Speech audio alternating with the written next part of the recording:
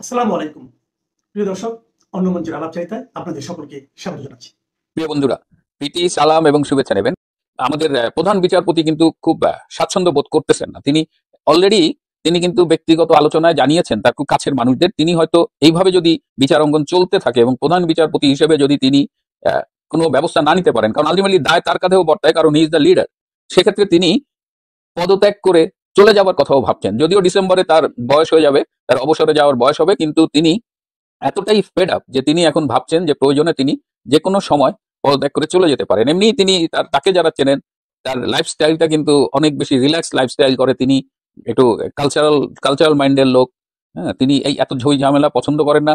যেখানে আমাদের অতীতের প্রধান বিচারপতিরা 7 দিনই কাজ করতেন প্রায়, সেখানে তিনি ছুটি কাটান সপ্তাহে 2 দিন। সেটা তার লাইফস্টাইলের ব্যাপার। কিন্তু এই যে বর্তমানে বিচারালয়ের যে অবক্ষয়, এটা তিনি কিছুতেই নিতে পারছেন। এবং তার বাবাকে যারা চিনতেন, ব্যারিস্টার সৈয়দ ইশতিয়াক আহমেদ, যিনি 91 এবং 96 সালে দুটো তত্ত্বাবধায়ক সরকারের উপদেষ্টা ছিলেন, এবং আমাদের অনেকেরই সৌভাগ্য হয়েছিল ব্যারিস্টার ইশতিয়াক আহমেদের সান্নিধ্য লাভের। এবং তিনি স্বৈরাচার বিরোধী আন্দোলনে খুব আইনজীবীদের মধ্যে সামনের সারির ভূমিকা রেখেছেন। তখনও তার সাথে আমাদের কথা হয়েছে, দেখা হয়েছে, আমাদের মেডিকেল কলেজেও তিনি এসেছেন। তো তার সন্তান হিসেবে এবং একদম আমার মনে হয় না একদম নষ্ট হয়ে গেছে, কিছুটা বিবেক বোধহয় তার অবশিষ্ট আছে। তো এই কারণে তিনি এখন পদত্যাগের কথা ভাবছেন, এবং তিনি যদি পদত্যাগ করে চলে যান আমি অবাক হব না, কারণ তিনি এই চাপগুলো নিতে পারছেন না। তার উপরে আসিফ নজরুলদের পরোক্ষ চাপ। হ্যাঁ, কেয়ারটেকার গভর্নমেন্ট দিতে হবে, এটা মোটামুটি বিহাইন্ড দ্য সিন একটা ঐকমত্য হয়েছে, কিন্তু কে সেই কেয়ারটেকার গভর্নমেন্ট হবে এবং এই বর্তমান ইউনুসকে কেয়ারটেকার সরকার হিসেবে গেলানোর যে ষড়যন্ত্রটা চলছে, সেইখানেই সৈয়দ ইশতিয়াকের কিছুটা আপত্তি রয়েছে। যাই হোক, আমরা দেখি কি হয়। বিচারাঙ্গনকে একটা দেশ যখন তার বিচারাঙ্গন যখন ধ্বংসের মুখে যায়, তখন সেই দেশের অনেকগুলো অর্গানিক ক্ষতিগ্রস্ত হয়। তো এই অবস্থায় কেয়ারটেকার ফিরবে বা কেয়ারটেকার ফিরুক, এটা অনেকেই চাইছে। এর মধ্যে আওয়ামী লীগ যখন কেয়ারটেকার সরকারের অধীনে নির্বাচন চায়, তখন ইনুস গঙের ঘুম আরো হারাম হয়ে যায়। সেটা নিয়ে আরেকদিন কথা বলবো। বাংলাদেশে আন্তর্জাতিক অপরাধ ট্রাইব্যুনালে মানবতাবিরোধী অপরাধের মামলায় সাবেক প্রধানমন্ত্রী শেখ হাসিনা সহ 3 আসামির বিরুদ্ধে দায়ের করা মামলার রায় সোমবার ঘোষণা করা হবে। রাষ্ট্রপক্ষ চেয়েছে সর্বোচ্চ সাজা অর্থাৎ মৃত্যুদণ্ড দেওয়া হোক সাবেক প্রধানমন্ত্রী শেখ হাসিনাকে। ব্রিটিশ সাংবাদিক ডেভিড বার্গম্যান, যিনি দীর্ঘদিন ধরে বাংলাদেশের আন্তর্জাতিক অপরাধ ট্রাইব্যুনালের বিচার কাজ পর্যবেক্ষণ করছেন, তিনি নিজের ফেসবুক পোস্টে শেখ হাসিনা সহ 3 আসামির বিরুদ্ধে এই মামলার বিচার প্রক্রিয়া নিয়ে 3টি অসঙ্গতির কথা তুলে ধরেছেন। ডেভিড বার্গম্যান মনে করেন, যেহেতু মামলাটি বাংলাদেশের একজন সাবেক প্রধানমন্ত্রীর বিরুদ্ধে, তাই বিচার প্রক্রিয়ায় এই ত্রুটিগুলো অনেক বেশি আন্তর্জাতিক গোষ্ঠীগুলোর নজরে আসবে। তখন দেখা দিতে পারে নানা ধরনের প্রশ্ন। মজার ব্যাপার হলো, সম্প্রতি শেখ হাসিনা জাতিসংঘে আইনজীবীর মাধ্যমে যেসব নালিশ করেছেন, সেখানেও একই ধরনের অভিযোগ উঠে এসেছে। এদিকে শেখ হাসিনা এবং আওয়ামী লীগের অভিযোগ হলো ইউনূস প্রশাসনের লিখে দেওয়া রায় দেওয়া হবে। তাই এই রায়ের প্রতিবাদে রোববারের পর সোমবারও বাংলাদেশে কমপ্লিট শাটডাউন পালনের ডাক দিয়েছে আওয়ামী লীগ। রোববার বেশ কিছু জায়গায় ককটেল বিস্ফোরণ ও বাসে অগ্নিসংযোগের ঘটনা ঘটেছে। আন্তর্জাতিক অপরাধ ট্রাইব্যুনাল ও আশপাশের এলাকায় পর্যাপ্ত সংখ্যক সেনা সদস্য মোতায়েন করে নিশ্চিত নিরাপত্তা নিশ্চিত করতে সুপ্রিম কোর্ট প্রশাসন থেকে সেনা সদরে চিঠি দেওয়া হয়েছে। এসব কিছুকে ছাড়িয়ে নতুন করে বিতর্কের জন্ম দিয়েছে ঢাকা পুলিশ কমিশনারের একটি নির্দেশ। পুলিশ আইনের দোহাই দিয়ে যানবাহনে অগ্নিসংযোগ ও ককটেল নিক্ষেপ করতে এলে সরাসরি গুলির নির্দেশ দিয়েছেন ঢাকা মহানগর পুলিশ বা ডিএমপি কমিশনার শেখ মোহাম্মদ সাজ্জাদ আলী। 5 দিনের আগে চট্টগ্রাম মহানগর পুলিশের কমিশনার একই ধরনের নির্দেশনা দিলে সেটি নিয়ে মিশ্র প্রতিক্রিয়া তৈরি হয়। দর্শক, বাংলাদেশের পুলিশের বিরুদ্ধে বিচার বহির্ভূত হত্যাকাণ্ড এবং মানবাধিকার লঙ্ঘনের গুরুতর অভিযোগ আছে। প্রশ্ন উঠেছে, একাধিক মানবাধিকার কর্মী আছে অধ্যাপক ইউনূসের যে ভয়ঙ্কর রূপেই ফিরে যাচ্ছে। 71-এর মানবতা বিরোধী অপরাধের বিচারের জন্য বিগত আওয়ামী লীগ সরকারের সময় আন্তর্জাতিক অপরাধ ট্রাইব্যুনাল গঠন করা হয়। 2024 সালের 5 আগস্ট আওয়ামী লীগ সরকার পতনের পর এই ট্রাইব্যুনাল পুনর্গঠন করা হয়। পুনর্গঠিত ট্রাইব্যুনালে শেখ হাসিনার বিরুদ্ধে জুলাই আন্দোলনের সময় সংগঠিত মানবতা বিরোধী অপরাধের ঘটনায় প্রথম মামলা হয়। গত বছরের 17 অক্টোবর পুনর্গঠিত ট্রাইব্যুনালের প্রথম বিচার কার্যক্রম অনুষ্ঠিত হয়। ওই দিনই শেখ হাসিনার বিরুদ্ধে এই মামলায় গ্রেপ্তারি পরোয়ানা জারি করে ট্রাইব্যুনাল। ওই সময় শেখ হাসিনাই মামলাটির একমাত্র আসামি ছিলেন। পরে এবছরের মার্চে সাবেক স্বরাষ্ট্রমন্ত্রী এবং সাবেক আইজিপিকে এই মামলায় আসামি করতে প্রসিকিউশনের করা আবেদন মঞ্জুর করেন ট্রাইব্যুনাল। এবছরের 12 মে ট্রাইব্যুনালের তদন্ত সংস্থা চিফ প্রসিকিউটরের কার্যালয়ে তদন্ত প্রতিবেদন জমা দেয়। এই মামলায় শেখ হাসিনা সহ আসামিদের বিরুদ্ধে 5টি অভিযোগ এনে প্রতিবেদন জমা দেয় তদন্ত সংস্থা। শেখ হাসিনা মাস্টার মাইন্ড, হুকুমদাতা ও সুপেরিয়র কমান্ডার হিসেবে মানবতা বিরোধী অপরাধ সংগঠিত করেছেন বলে তদন্ত প্রতিবেদনে উল্লেখ করা হয়েছে। পরে গত 1 জুন শেখ হাসিনা সহ 3 আসামির বিরুদ্ধে আনুষ্ঠানিক অভিযোগ দাখিল করে প্রসিকিউশন। এরপর নানা আইনি প্রক্রিয়া শেষে গত বৃহস্পতিবার ট্রাইব্যুনাল 17 নভেম্বর রায় ঘোষণার তারিখ নির্ধারণ করে। এই প্রেক্ষাপটে শেখ হাসিনার দল আওয়ামী লীগ অনলাইনে তাদের কর্মসূচি ঘোষণা করে। প্রসিকিউশনের পক্ষ থেকে সর্বোচ্চ শাস্তি মৃত্যুদণ্ড দাবি করা হয়েছে। অন্যদিকে শেখ হাসিনা ও আওয়ামী লীগের পক্ষ থেকে এই রায় পূর্ব নির্ধারিত বলে অভিযোগ আনা হয়েছে। দলটি 2 দিনের কমপ্লিট শাটডাউনের ডাক দিয়েছে। 16 নভেম্বর বেশ কিছু জায়গায় ককটেল বিস্ফোরণ ও বাসে অগ্নিসংযোগের ঘটনা ঘটেছে। আগুন ও হাত বোমা বিস্ফোরণের মতো সহিংস ঘটনার জেরে 4 জেলায় বিজিবি মোতায়েন করা হয়েছে। রোববার বিজিবি সদর দপ্তর এক বার্তায় ঢাকা, গোপালগঞ্জ, ফরিদপুর ও মাদারীপুর জেলায় এই মোতায়েনের খবর দেওয়া হয়েছে।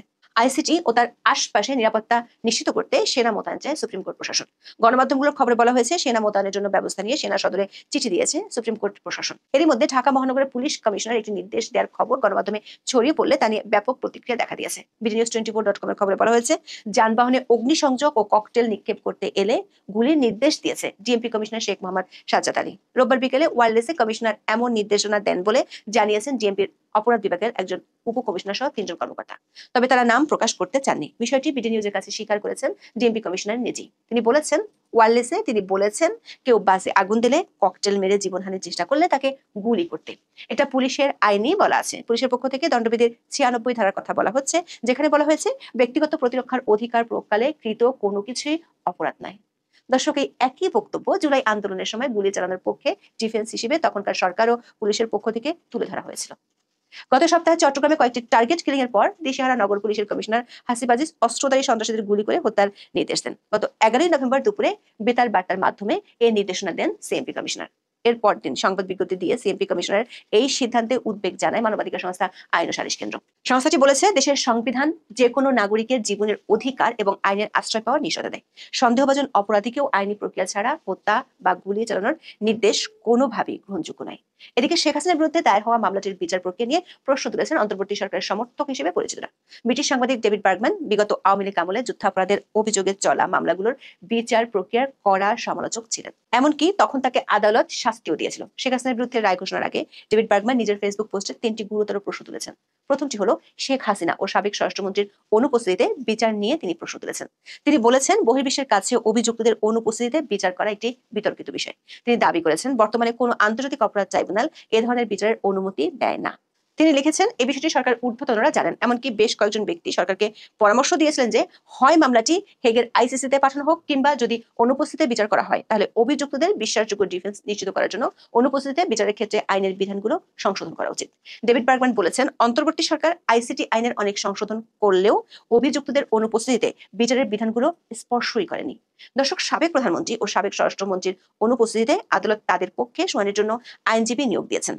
এই আইনজীবী নিয়োগ ও আইনজীবীর কর্মকাণ্ড নিয়ে ডেভিড বার্গম্যান গুরুতর 2টি অভিযোগ বা ত্রুটির কথা তুলে ধরেছেন নিজের পোস্টে। বিষয়টি নিয়ে তিনি গত 3 আগস্ট লিখেছেন। তিনি বলেছেন, ট্রাইব্যুনাল শেখ হাসিনার পক্ষে যে আইনজীবী নিয়োগ দিয়েছেন তিনি কেবল সাবেক প্রধানমন্ত্রী নন, তার সঙ্গে অভিযুক্ত সাবেক স্বরাষ্ট্রমন্ত্রী আসাদুজ্জামান খান কামালেরও আইনজীবী। আসাদুজ্জামান খান পলাতক। এটি বড় ধরনের সম্ভাব্য যথাযথ আইনি সুরক্ষা প্রাপ্তিতে বাধা। কারণ বিচারে এই 2 অভিযুক্ত ব্যক্তির স্পষ্টতই একেবারে ভিন্ন স্বার্থ থাকতে পারে।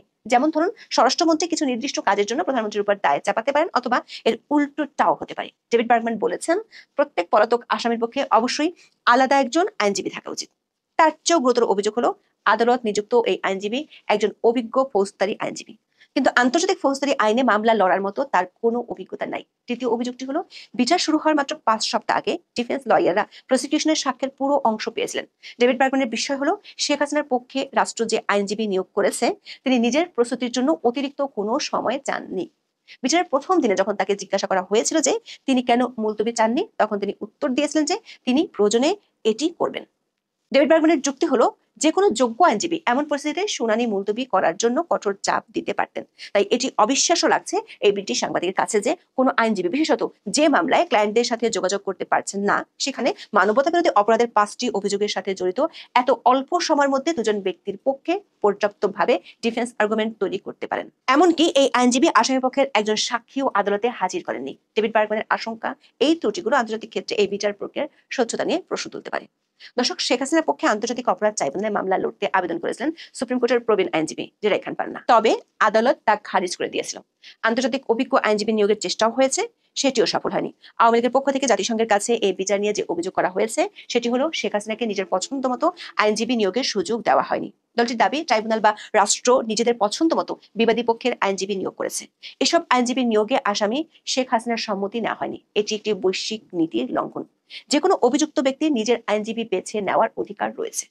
জাতিসংঘের দায়ের করা নালিশে বলা হয়েছে, মামলাটি পরিচালিত হচ্ছে অস্বাভাবিক দ্রুততায় এবং প্রস্তুতির জন্য আসামিপক্ষকে যথেষ্ট সময় দেওয়া হয়নি। জেরা ও প্রতিরক্ষার সুযোগ সীমিত করা হয়েছে। বিবাদী পক্ষের আবেদনগুলো দ্রুততার সঙ্গে খারিজ করা হয়েছে। আওয়ামী লীগের দাবি কিংবা আইসিটির পর্যবেক্ষকদের যতই মত থাকুক না কেন, সোমবার আদালত রায় ঘোষণা করবে।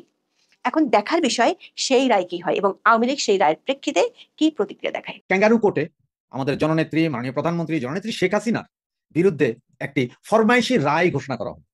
এই রায়ের আগে এবং পরে কি কি ঘটবে বা ভেতরে ওদের কি কি চিন্তা ভাবনা, এটা নিয়ে আপনাদের সাথে আসলে আজকে কথা বলতে চাচ্ছি। যেটা আপনারা জানেন যে আজকে এবং আগামীকাল টোটাল শাটডাউনের একটা ঘোষণা দেওয়া হয়েছে। টোটাল শাটডাউন আজকে থেকে শুরু হয়েছে। অনেক ভাই বোন কর্মী সমর্থক বাংলাদেশ আওয়ামী লীগের যারা আছেন, তবে দেখবেন, গ্যারেন্টি দিয়ে বলছি, দেখবেন অনেক কিছুই দেখবেন, অনেক কিছুই বুঝবেন।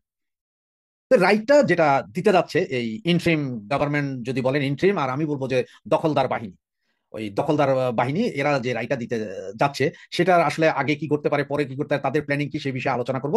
তো আপনারা জানেন যে শেখ হাসিনাকে মোট 19 বার হত্যা করার চেষ্টা করা হয়েছিল। গ্যানেট, গুলি, কোটালীপাড়ায় মুফতি হান্নানের কথা আপনাদের নিশ্চয় মনে আছে। 30 কেজি ওজনের সেই টাইম বোমা এবং যুদ্ধাপরাধীদের বিচার কার্য যখন চলছিল সেই সময় প্রতিশোধ পরায়ণ হয়ে ওরা কি কি করেছিল, 21 আগস্টের গ্যানেট হামলা, সেই হামলায় কিভাবে আমাদের নেত্রীকে মানব ঢাল হয়ে এই আওয়ামী লীগের নেতাকর্মীরা বাঁচিয়েছিল, সেসব ঘটনা আপনারা সবাই জানেন।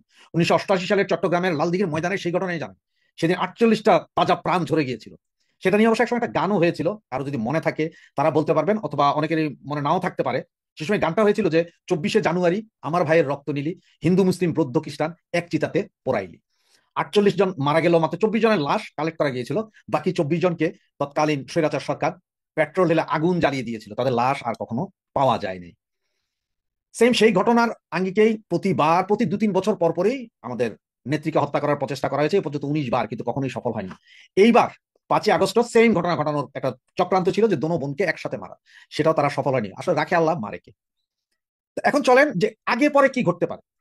আমার কাছে যতটুকু ইনফরমেশন আছে, ইউনিসিয়া গভর্নমেন্ট তারা চাচ্ছে সকল পক্ষকে খুশি করে যে শেখ হাসিনার একটা বিচার করবে, যে আপনার 14 বছর বা 18 বছর একটা সাজা দেবে।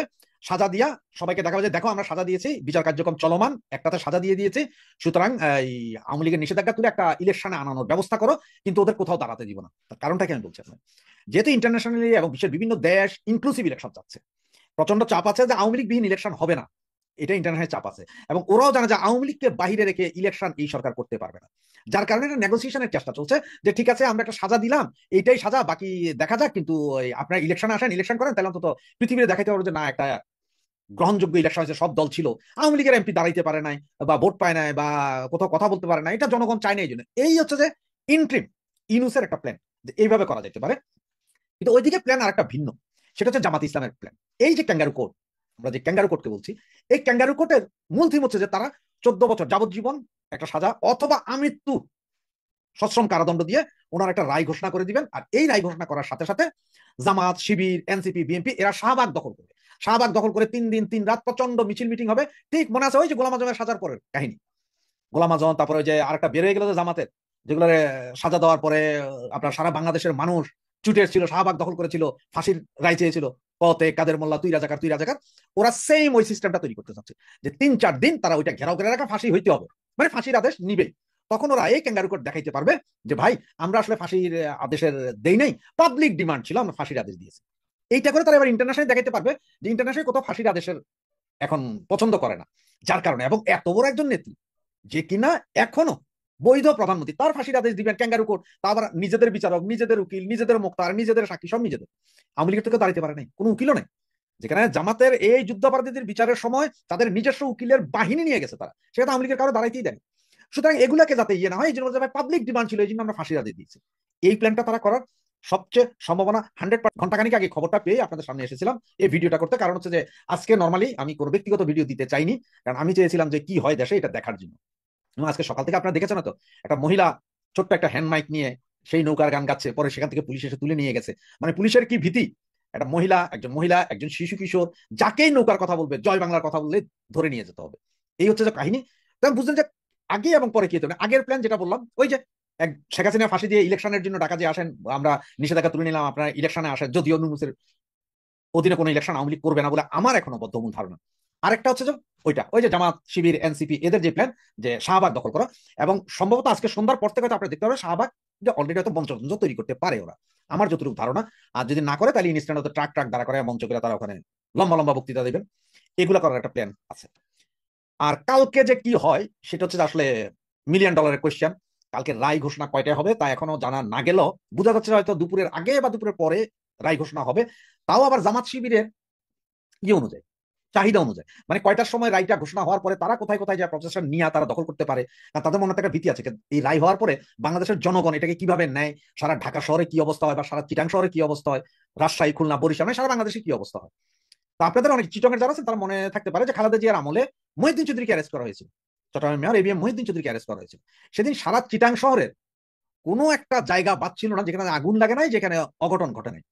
শেখ হাসিনার এই বিচারে রায় হওয়ার পরও সারা বাংলাদেশ আসলে কোথায় কোথায় জ্বলে উঠে, কোথায় কোথায় গ্রামীণ স্থাপনা, গ্রামীণ ব্যাংক বা গ্রামীণ ফোন আক্রান্ত হয় সেটা আমরা জানি না। হইতেও পারে কত গ্রামীণ ব্যাংক যে কালকে হয়তো জৈলাপুরা সরকার করে দিতে পাবলিক করতে পারে সেটা আমরা জানি না। তবে কালকে মনে হয় কিছু একটা হবে। স্কুল কলেজ যেগুলো আছে আমার জানা মতে ঢাকা শহরের অনেক স্কুল কলেজ আগামীকাল তাদের ছাত্রছাত্রীদেরকে না আসার জন্য অলরেডি বারণ করে দিয়েছে। যাই শোনা, অনেকে হয়তো গাড়ি ঘোড়া বের করবে না, তারপরে কি হয় দেখা যাক কালকের দিনটা। তবে আমি যে দুইটা ধারণার কথা বললাম এই দুইটা ধারণা মিলিয়ে দেখতে পারেন। আমার মনে হয় 99% না 100% দুটাই মিলবে, যে কি হয় দেখা যাক। আজকে ঐতিহাসিক 17ই নভেম্বর। ঐতিহাসিক কেন বললাম? আজকের দিনে সাবেক প্রধানমন্ত্রী শেখ হাসিনার যে মামলার রায় আজকে কিন্তু ঘোষণা করার কথা বা ঘোষণা হতে যাচ্ছে। আর এই ইস্যুটাকে কেন্দ্র করে বাংলাদেশ আওয়ামী লীগের পক্ষ থেকে একটা ডাক দেওয়া হয়েছিল 14, 15, 16, 17 সারা বাংলাদেশ ব্যাপী শাটডাউন, লকডাউন কর্মসূচি। তো 14, 15 ততটা বড় ঘটনা না ঘটলেও গতকালকে রাত্রি থেকে যে ঘটনাগুলো ঘটছে, সরকারের পক্ষ থেকে বলা হচ্ছে আওয়ামী লীগের নেতাকর্মীরা এ সকল নাশকতা করেছে। রাত ভর সবচেয়ে বেশি ভয় পেয়েছে আমার ধারণা পরিবেশ এবং জলবায়ু নিয়ে যিনি কাজ করেন আমাদের উপদেষ্টা সৈয়দা রেজওয়ানা হাসান। ওনার বাড়ির সামনে যেভাবে ককটেল ফুটেছে, ভিতরে ওনার স্ট্রোক করার কথা। এখন কি কি ঘটছে আসুন দেখি আমরা যে রাতভর কি ঘটলো।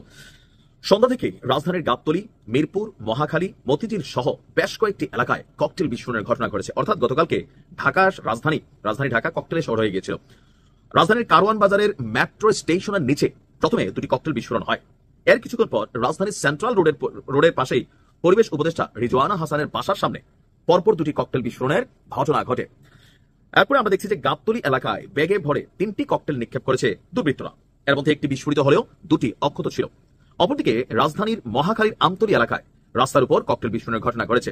অপরদিকে মতিঝিল টিএনটি বাস স্ট্যান্ড এলাকায়ও ককটেল বিস্ফোরণের ঘটনাটি ঘটল। তবে এই সকল ঘটনায় তেমন কেউ আহত হয়নি। অন্যদিকে এই রায়কে ঘিরে আজকে সারাদিন যে কোনো সহিংসতা হতে পারে আর বিশৃঙ্খলা হতে পারে। এগুলোকে ঠেকাতে ঢাকা শহরের বিভিন্ন স্থানে চেকপোস্ট বসিয়েছে ঢাকা মেট্রোপলিটন পুলিশ। আর সেই সঙ্গে যে কোনো ধরনের অপ্রীতিকর ঘটনা এড়াতে সতর্ক অবস্থানে আছে আইন শৃঙ্খলা বাহিনী। ইতিমধ্যেই আপনার গুরুত্বপূর্ণ জোন হিসাবে কানেক্ট করা হয়েছে বিভিন্ন জায়গাকে। আর আইন শৃঙ্খলা পরিস্থিতি নিয়ন্ত্রণে রাখতে ঢাকা সহ 4 জেলায় বিজিবি মোতায়েন করা হয়েছে। অতিরিক্ত সতর্কতামূলক ব্যবস্থার অংশ হিসাবে ঢাকা, গোপালগঞ্জ, ফরিদপুর, মাদারীপুরের মাঠে আছে বিজিবিরা। আর গণঅভ্যুত্থানের সময় সংঘটিত মানবতা বিরোধী অপরাধের মামলায় শেখ হাসিনা সহ 3 জনের বিরুদ্ধে যে মামলাটি হয়েছে সেই মামলাটির রায় আজকে ঘোষণা হবে, যা সরাসরি সম্প্রচার করবে বাংলাদেশ টেলিভিশন। রায়কে ঘিরে যে কোনো পরিস্থিতিকে মোকাবিলা করতে সেনাবাহিনীও মাঠে আপনার কি বলা হয়েছে নিয়োজিত আছে। এছাড়া রাজধানী জুড়ে ব্যাপক তল্লাশি চলছে গেল 2 থেকে 3 দিন যাবত। বিভিন্ন মেস, ছাত্রাবাস বা ধরেন যে হোটেলগুলো আছে ভাসমান, এই হোটেলগুলোতে কিন্তু আসলে যথেষ্ট পরিমাণ নজরদারি করা হচ্ছে। আর ঢাকাতে যারা ঢুকছেন তাদেরকেও